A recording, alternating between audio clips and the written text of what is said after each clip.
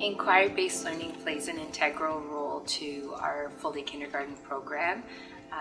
I feel that our classroom is alive with learning because we have followed not only the students' interests, but more so their questions, their wonders, and having them involved in that way has truly changed everything from the way that we teach and learn alongside the student rather than being the ones to fill them up with all of the knowledge that we feel is necessary.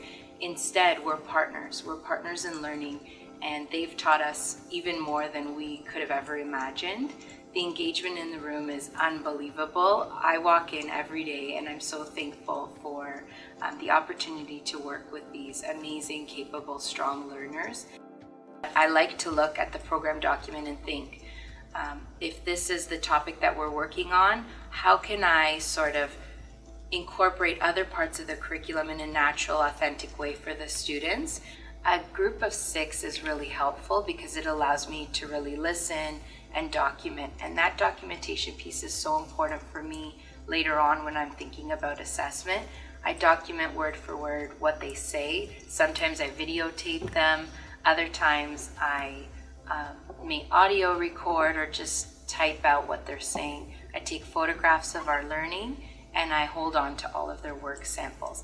I find that it's very, very important when we're planning to be responsive, and the daily documentation that we take, the photographs, the notes, the work samples, they support the planning and they allow us to see what's happening day to day and then project forward what we might do the next week. I plan week at a time rather than 3 months at a time, which is what I was used to. And this really allows us to see what emerges and not have to then rewrite all of the plans that maybe didn't go in the direction that we had thought or we had hoped.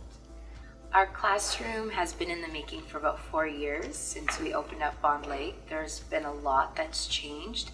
Most dramatically were the colors. I thought the brighter the better, thinking that if the classroom resembled more of a toy shop, that more of the children would feel comfortable and excited. The more that I researched and the more that I learned, I realized that my idea of what's beautiful or necessary in full-day kindergarten may not necessarily be what's needed. And I started to neutralize the classroom to make it feel more calm. It's really an open concept now that you look at it after 4 years, so that the children can naturally and very freely flow around the room. It also resembles very much a home. And when children come to school with the soft music playing in the background, it isn't such a change. Instead, it's a place to respect the materials, to respect your peers, to respect yourself. The classroom also has a lot of natural elements from the outdoors, but we also take a lot of our classroom outdoors. So it's sort of this interesting relationship that we've formed with nature. So we've had a few inquiries happening this year. One of them started out as a question around the stars and the night sky. The children heard a story about whether or not you can catch a star. So I think it's called Can You Catch a Star? And then we ended up reading Papa, Will You Get Me the Moon?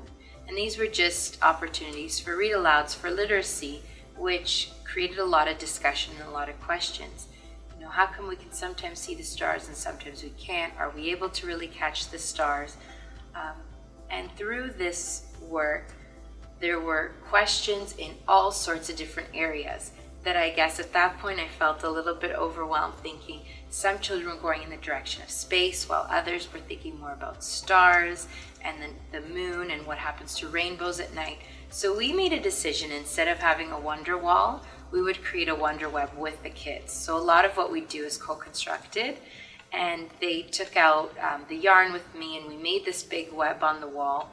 So you'll see in our classroom we've gone deeper with the stars and with the moon, and we've collected documentation about that. Another inquiry that's happened in our classroom has been around plants. It was an inquiry that was very unexpected for us as well. It didn't come out of a read aloud. In fact, it came out of some lemon seeds that a child came into school. So she came in and said, could we plant my lemon seeds? And of course, as an educator, I had my ideas of what I wanted to do that day, but instead I went with it And I was really excited, and I said, okay, well, let's bring out the iPads and let's research what we might do with these seeds and how we can prepare for planting them.